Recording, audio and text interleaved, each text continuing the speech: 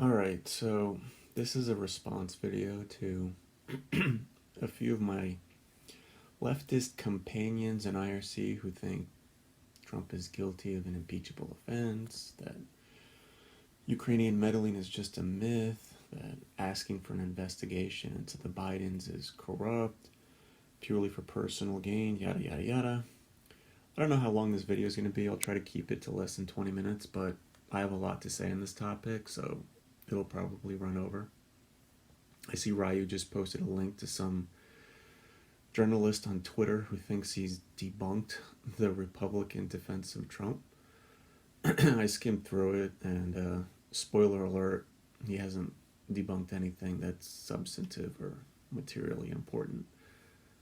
So, anyway, let me just start by saying that I don't particularly like the approach that Republicans have been taking to defend Trump in this whole impeachment saga. I mean, the bulk of their defense seems to be focused on whether Trump even actually held up the aid in exchange for investigations at all.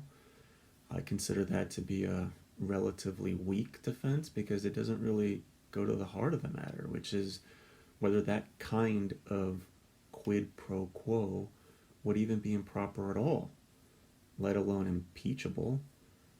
I've been saying since the beginning that Republicans are kind of playing with fire here because I don't think it's that improbable that Trump may have actually intended to hold up the aid until until certain investigations were announced. And if that were the case, then what would Republicans do if concrete evidence of that were discovered?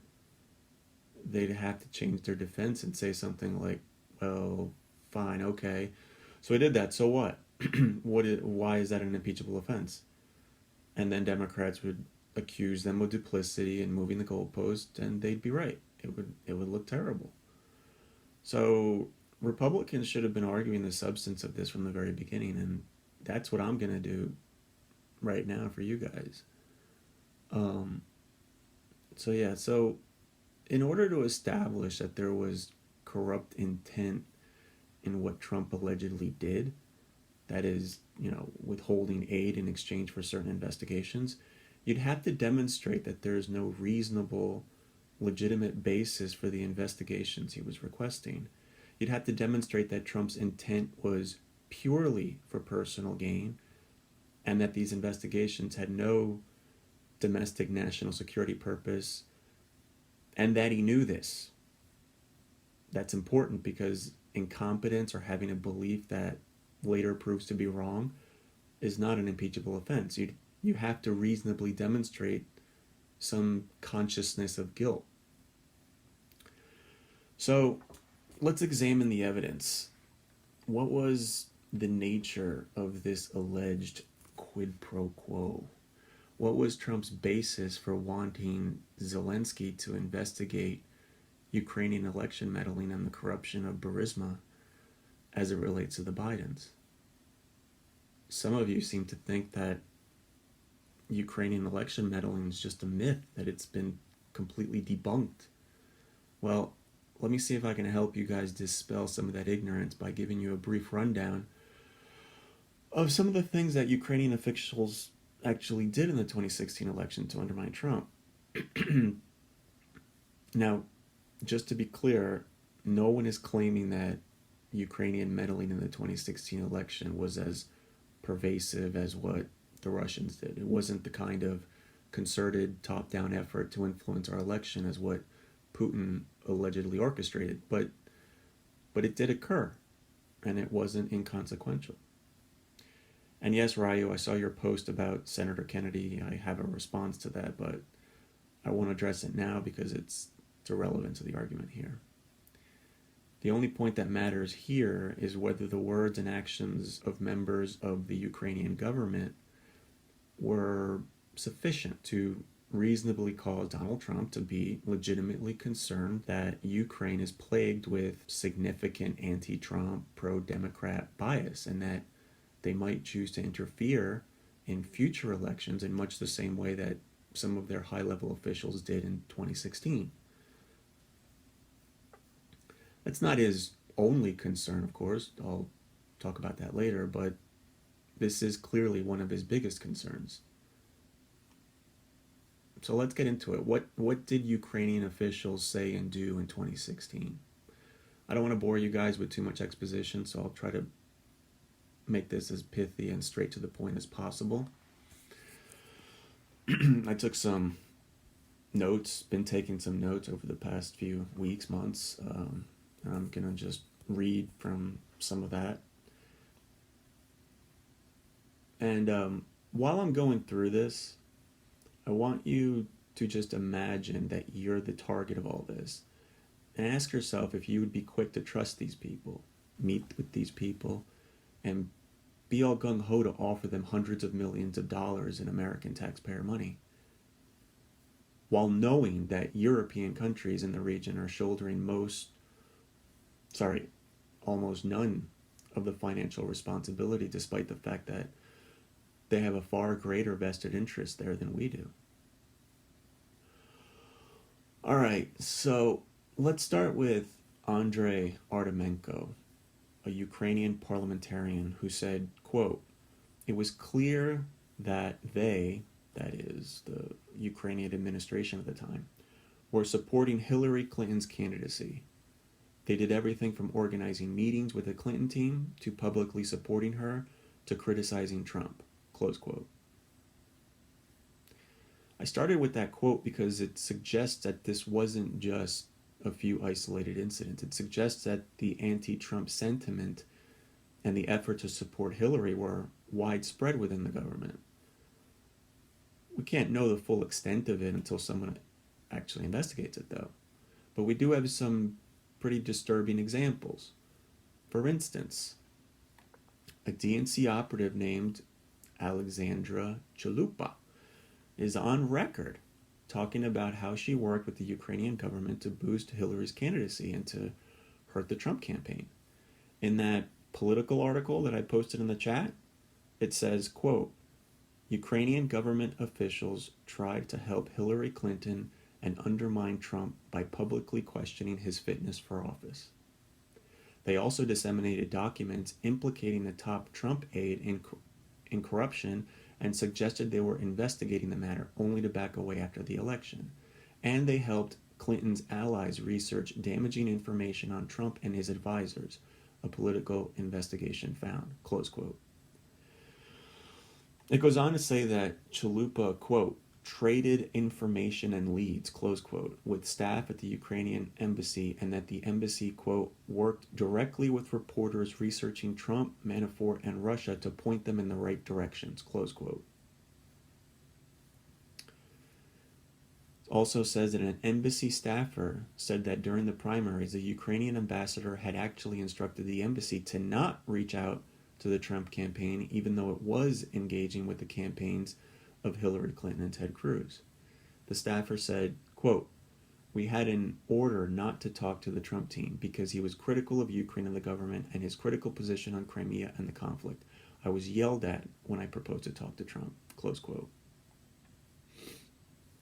Now, just so everyone is clear, this article was published in Politico, a liberal news outlet, and it was written by a reporter who now works for the New York Times, the most anti-Trump newspaper you can find. So keep that in mind in case you're thinking of conveniently dismissing all of this out of hand as though it came from Breitbart or some other far-right news outlet. In fact, a few years ago, this very same reporter was under fire for alleged liberal bias at Politico when he sent an advance copy of an article he wrote to the DNC for review before publication, something that Politico had to publicly apologize for.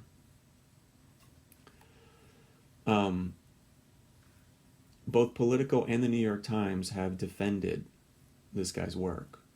And just recently, he told the Washington Post, quote, "Not a single fact in either story has been successfully challenged. Both stories were prescient, revealing information that has come to play a central role in the impeachment saga," close quote.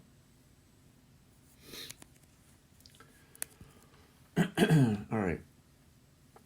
Next, we have Sergei Leschenko, another Ukrainian member of parliament, who said, quote, The majority of Ukraine's politicians are on Hillary Clinton's side, close quote. This guy made no secret of his animosity for Trump and that he wanted the election to tip towards Hillary. So what did he do? He published the contents of the infamous Black Ledger. For those of you who don't know what that is, that's a little notebook they found at the former Ukrainian president's estate that supposedly documented secret cash payments he was making to various people, one of whom was Paul Manafort, Trump's campaign manager at the time. And then shortly after the publication of that ledger, Manafort was removed from the Trump campaign and was later convicted for not paying taxes on those payments. Here's what Leschenko said in 2016 to the Financial Times, quote, "For me, it was important to show not only the corruption aspect, but that Trump is a pro-Russian candidate who can break the geopolitical balance in the world," close quote. So you see, he admits that his release of the ledger was partly motivated to undermine Trump. And just so you guys know, that black ledger that included Manafort's name was not conclusive evidence of a crime. It simply looked shady to Leschenko. Here's what Leschenko said just last month to the Washington Post, quote, "I will always be angry at Manafort. His work contributed greatly to Yanukovych's election victory in 2010. I have no doubt that Yanukovych paid Manafort for his services out of the funds he robbed from Ukrainian taxpayers." So you see, it was just an assumption that Manafort was dirty. Perhaps a fair one, but an assumption nevertheless. If he had not actually been interested in interfering with a U.S. presidential election, but nevertheless wanted to expose Manafort for his potential corruption, then he could have just waited until after the election, or he could have privately alerted the FBI about the ledger, but he didn't do that. And the reason is obvious, because he's trying to undermine him. By the way, the FBI didn't actually need the ledger. For years, Manafort had already been under investigation by the FBI and other intelligence agencies for potential corruption relating to his political consulting work with the former Ukrainian president. Would have been nice if Obama's FBI and CIA had privately conferred that information to Trump, but no, I guess only Democrats like Dianne Feinstein are afforded that kind of courtesy.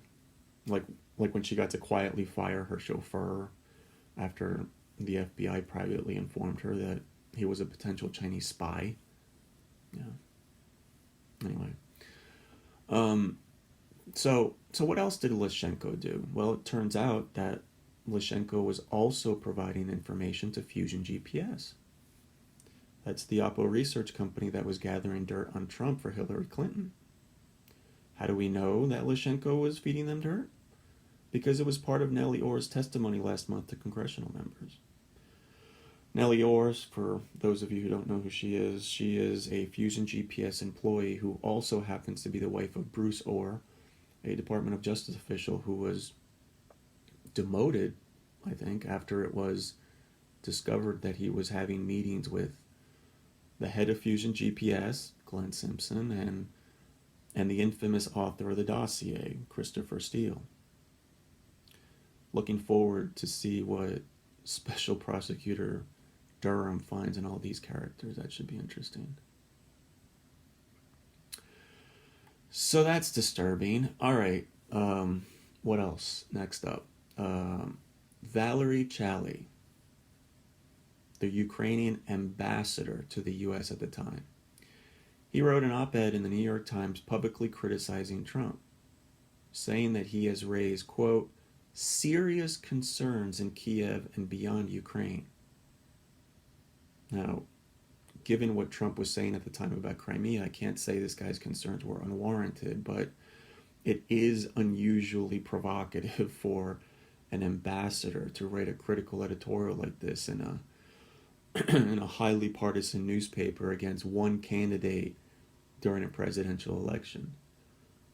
I mean, if a smattering of posts by Russian troll accounts on Facebook and Twitter is going to be considered an example of election interference, then an editorial hit piece by the Ukrainian ambassador that's going to be plastered on every major news outlet, that would have to count as election interference too. And finally, we have Ukrainian Internal Affairs Minister Arsen Avakov.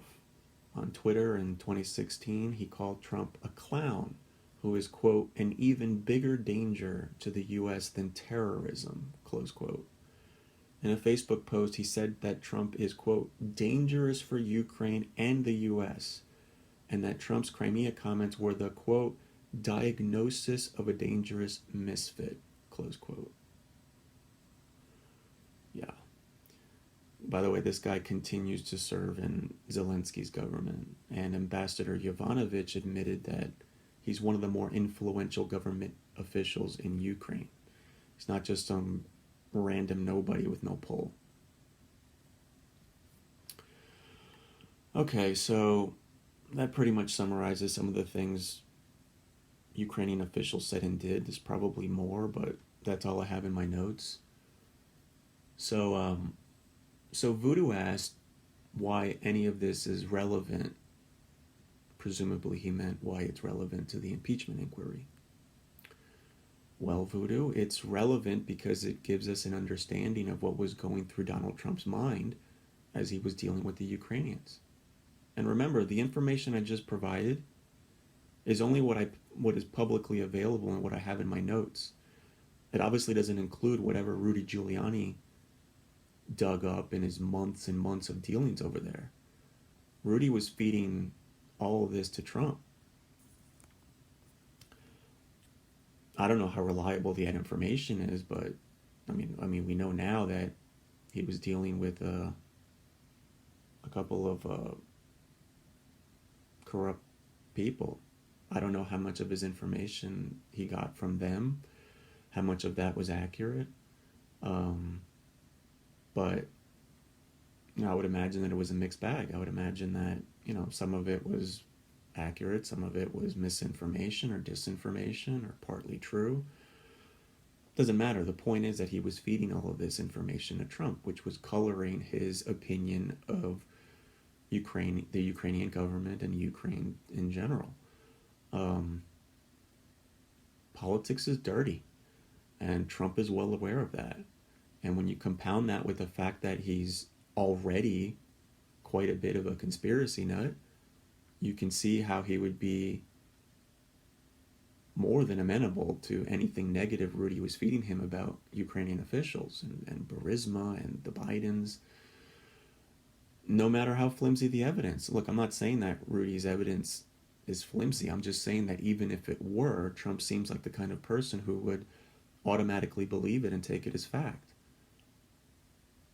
But his paranoia is not exactly unfounded. I mean, after all, just look at what he's been subjected to for the past 3 or 4 years. Wiretaps of his campaign, secret spies and informants implanted by the FBI into his campaign, salacious Oppo research dossiers, Russia collusion conspiracy crap, highly partisan FBI, CIA, DNI officials at the highest levels talking shit about him on the most hyper-partisan news channels like CNN and MSNBC, leaks galore. I mean, the list goes on and on. We have leaks of phone calls with other foreign leaders, like with the Mexican president and the Australian prime minister. And this is all happening within his own government and often within his own administration. So if that's happening here in a country that is ostensibly a first world country, just imagine what he must think they're doing against him in a second or third world shithole like Ukraine. I mean, a guy within the Trump administration actually wrote an anonymous op-ed piece where he admits to being part of the deep state and trying to undermine things that Trump is trying to do. I mean, this shit is like unprecedented. Now, before I get into the Bidens, let's put all this into context. Trump's concerns about Ukraine aren't just limited to what some of their high-level officials did to undermine him and his campaign. He's also on record publicly expressing concern that the U.S. is shouldering an unfair proportion of the burden in providing financial assistance to Ukraine. He's been adamant that other European countries in the region aren't doing enough, especially given that they have a far greater vested interest in what happens with Ukraine and Russia than Americans do. He's also publicly expressed concern that the aid would be used to line the pockets of corrupt politicians and oligarchs, and this concern would obviously only compound as Rudy kept feeding him more and more dirt. So, what about the investigation into the Bidens? Surely that's corrupt, right? No, not if there's a reasonable, legitimate basis for investigating them.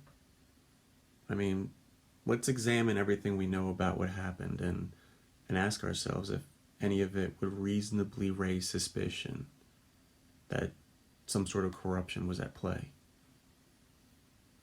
A few weeks after Joe Biden visited Ukraine, his son, Hunter, joined the board of Burisma. Interesting little coincidence there. A guy who knows nothing about gas or oil, doesn't speak Ukrainian or Russian, doesn't know anything about Ukraine, never lived in Ukraine. Oh yeah, and he also happened to be a drug-addicted burnout who got kicked out of the Navy. And yet they hired him to serve on the board of the company, paying him $50,000 a month and millions of dollars in total. Gee, that seems a little odd, a little fishy, no? Why would they do that? Could it have something to do with the fact that he's the son of the Vice President of the United States? Hunter himself seems to think so. Remember, in an interview with ABC, he admitted that Burisma probably would not have hired him if his last name wasn't Biden. Probably, Hunter? Probably? Slight understatement there, son. So let's be real. I mean, why would they do this? Well, we know that Burisma is corrupt as hell, as practically every ambassador and government official attested during the impeachment inquiry. The owner of Burisma was being actively investigated by the Ukrainian prosecutor general at the time. And after his home was raided, Burisma lobbyists reached out to the U.S. State Department demanding to know why they thought the company was corrupt, while noting that Hunter Biden was on the board. Huh. Isn't that interesting? And by the way, this isn't just rumor or speculation. This is actually documented in U.S. State Department memos. I'll post the link in the description box. All right, so you might be thinking, well, so what? None of this is a crime, right? True, but it does raise legitimate questions. I'd like to see all the other memos and communications the State Department had with Burisma. I'd like to know how many times Hunter's name came up. Did Hunter play an active role in covering for this company's corrupt dealings? Like by privately asking his dad to intervene to stop a government investigation? Or was he just a useful pawn being used for his family name? I don't know. Worth looking into, though. So, we've all seen the video. We've all seen how Joe Biden was involved in a real quid pro quo where he demanded that they fire the Ukrainian general prosecutor, or else he wouldn't give them the $1.2 billion in loan guarantees. He bragged that when they pushed back and said he wasn't the president and he didn't have the authority, he said something like, "Ha, call him, go ahead, call him." And then a few hours later, the prosecutor was fired. Now, of course, he claims that this had nothing to do with Burisma, that it had everything to do with the fact that this prosecutor wasn't doing enough to fight corruption or whatever. Well, that's interesting, especially given that he was fired shortly after raiding the home of the owner of Burisma in a corruption investigation. It's also interesting that out of the thousands of corrupt prosecutors across the world and countless corrupt countries, the only time a U.S. vice president has personally intervened to have one fired is when that prosecutor just so happened to be investigating the company his son was working for. Hell of a coincidence, huh? Yeah. Seems awfully fishy to me. That prosecutor, by the way, the one that refused to close the investigation into Burisma, he said he was planning to interview Hunter Biden about his Burisma work right as he was fired. The work that he did for Burisma and also the payments that he was receiving. I don't remember the details, but it's also a fact that literally 2 days after the owner of Burisma was raided, Hunter Biden started to follow on Twitter a certain high-level U.S. State Department official who used to work for Joe Biden. And then a couple of weeks later, that's when the memo I talked about before was recorded. The one where Burisma lobbyists were contacting the U.S. State Department to whine and name drop Hunter Biden. And then Joe Biden comes sweeping in a few weeks later and forces the general prosecutor to be fired. And we're supposed to believe that none of this was connected? This was all just a giant coincidence? But hey, who knows? Maybe it was just a crazy coincidence, but it certainly raises reasonable suspicion of corruption and abuse of power. And that serves as a perfectly legitimate basis for an investigation. I mean, I forget the exact number, but polls show that a majority of Americans think there should be a DOJ probe into the Bidens. Exposing corruption at the highest levels here would not just be good for Trump, it would be good for the country for the sake of national security. The idea that Trump is only allowed to call for an investigation into low-level people and non-Democrats, it's asinine. If you want to argue that he should have used a more appropriate channel for that investigation, that's fine, but that's not a crime. I mean, well, let's be real. If Bill Barr had started an investigation into the Bidens, do you seriously think the Democrats would have been fine and dandy with that? No, of course not. They'd simply start calling Bill Barr corrupt for trying to help Trump win the 2020 election. They'd start calling for his impeachment. No, I mean, in fact, they'd probably even accuse Trump of ordering it and calling for his impeachment as well. We all know that Democrats wouldn't stand for anyone investigating the Bidens for corruption. So let's stop this phony pretense about protocol. There's just nothing in the Constitution that legally precludes the president from calling for someone to be investigated with reasonable cause. To impeach him for this is just, it's beyond absurd. Unless you can demonstrate that Trump didn't actually believe there was something corrupt going on there, which is ridiculous because, one, the majority of Americans agree that the Biden should be investigated, and two, Trump is probably more cynical and conspiratorial and credulous than your average American. And three, he probably has more information about this than we do, with Rudy all up in there feeding him who knows what.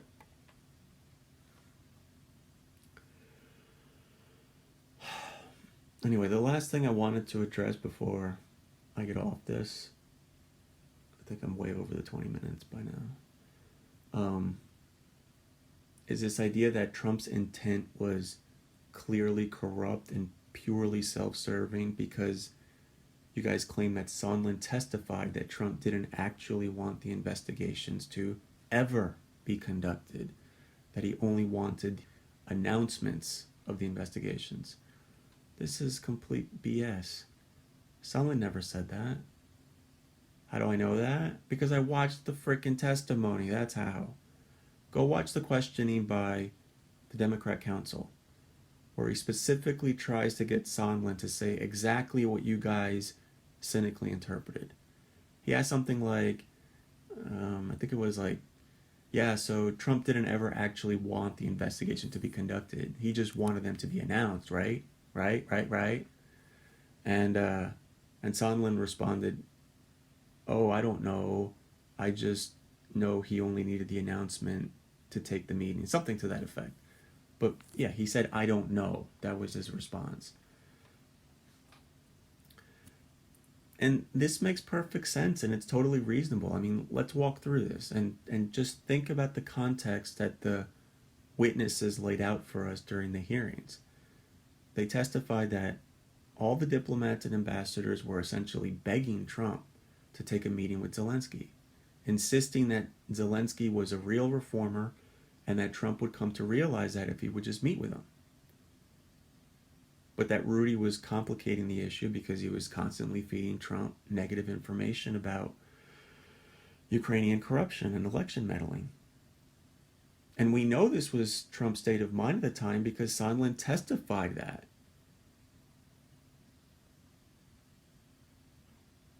He said, what did he say? Hold on, let me get the quote. He said that, here's the quote, they're all corrupt. They're all terrible people. I don't want to spend any time with that. They tried to take me down. Close quote. That's what Sondland said Trump said to him directly. So he didn't even want to meet with them. But he finally acquiesced and decided to take the meeting, but on the condition, allegedly, that they announced the investigations. And why would he only demand an announcement of the investigations? Well, because it obviously takes time to organize an investigation of this size and scope, and much longer to actually complete it. Meanwhile, Trump's people are frantically trying to get him to accept a meeting with Zelensky.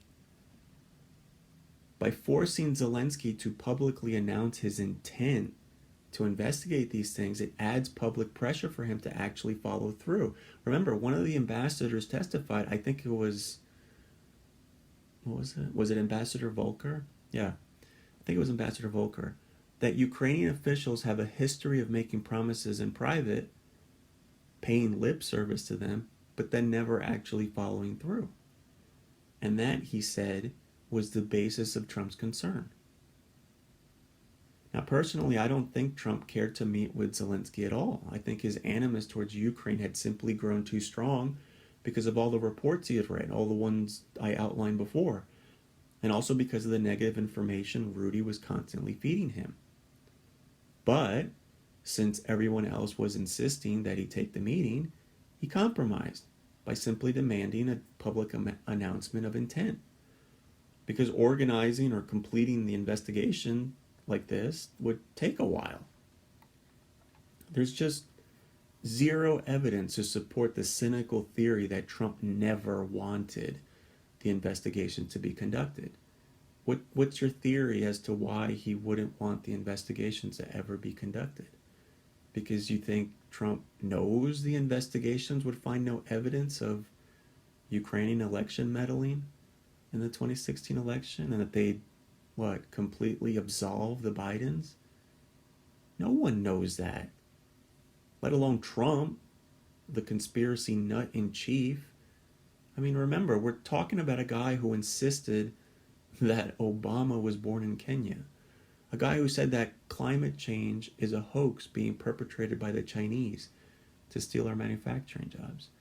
A guy who lent credence to the idea that vaccines cause autism, and yet you think he knows those investigations would turn up nothing? It's ridiculous. Or maybe you think he doesn't want to take the chance. Better to just announce and not investigate because it, at least it'll do some damage without risking that it'll absolve Joe Biden. Well, to ensure that, wouldn't he have to explicitly tell them to announce and never actually investigate? How in the world is Zelensky supposed to assume that he's not supposed to actually conduct the investigation that he was just forced to announce? Doesn't make any sense. I really wish you guys would try to be a little charitable for once, instead of being so overtly cynical and presumptuous. You ever hear of Hanlon's razor? The adage that says to never attribute to malice that which can be adequately explained by stupidity or incompetence? Or in this case, something totally reasonable and benign? Yeah. Try to apply that once in a while. I mean, I've given you a perfectly reasonable, parsimonious explanation that's completely consistent with all the testimony we heard and everything else we know. No cynical, tortured logic required. So, some might say, well, look, none of this is relevant because the president isn't legally allowed to withhold money that Congress already appropriated. That power was removed during the Nixon years with the Impoundment Control Act.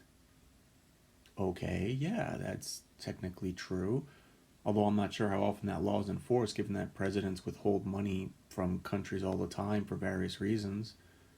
But fine, let's suppose Democrats wanted to take issue with the improper withholding of funds. What's the remedy? Is it to impeach the president and remove him from office? No, obviously not. The remedy is to take it to court. A judge would look at the case, hear the president's rationale for withholding the money, and then make a determination if it's legally permissible. If the judge finds that it isn't, then he simply orders the funds to be released and the problem is resolved. Same as when Trump signed an executive order to ban travel from certain Muslim countries. Liberals took it to court, a judge ordered an injunction, and the executive order was ultimately rescinded. You don't remove a president for shit like this. Good grief. Now, with all that being said, even though I don't think there's any legal or constitutional basis for impeaching Trump, part of me actually wants to see him impeached anyway. Not removed from office, of course, but just impeached. I'm just so tired of the sheer ineptitude of this guy, constantly giving his opponents so many opportunities to create these kinds of scandals. Just annoying. I mean, just think about this. We've gone like 2 months now with this Ukraine shit, and still, to this day, we still don't have a clear, concrete answer from Trump as to why he withheld the aid to Ukraine. Democrats speculating that he did it for this. Republicans arguing that there's no evidence of that. Meanwhile, Trump just keeps repeating the same infantile crap that the call was perfect. It was perfect. It was perfect call, perfect. You guys are fake, phony, fake. I mean, a normal president would have been like, whoa, guys, settle down. I understand there's a lot of confusion about why I held up the aid, so let me just clear it up right now. No need for you guys to keep speculating over this. Look, it's very simple. I did it because of ba. And that would have been the end of it. Hell, even if it were a lie that he cooked up with his lawyers, at least he would have given his supporters something concrete to work with. But instead, he just stands by on the sidelines talking about how perfect his call was, like an imbecile. Provides no clarity as to why he actually held up the aid. And it's not just with this Ukraine thing. He's so ham-fisted in almost everything he does. He's like a bull in a china shop. His policies are generally on point, but his execution is just inefficient as fuck. He makes everything needlessly complicated. So yeah, I think his legacy as president probably deserves a little asterisk next to it. Anyway, I think I've droned on for long enough. This video ended up being way longer than I expected. Most people don't have the interest or the attention span to sit through a video this long and dry, so this was probably a total waste of my time. But hey, at least I don't have to repeat myself on IRC anymore about this. I'll just link to different portions of this video. Anyway, I hope some of you at least sat through all this. Peace out.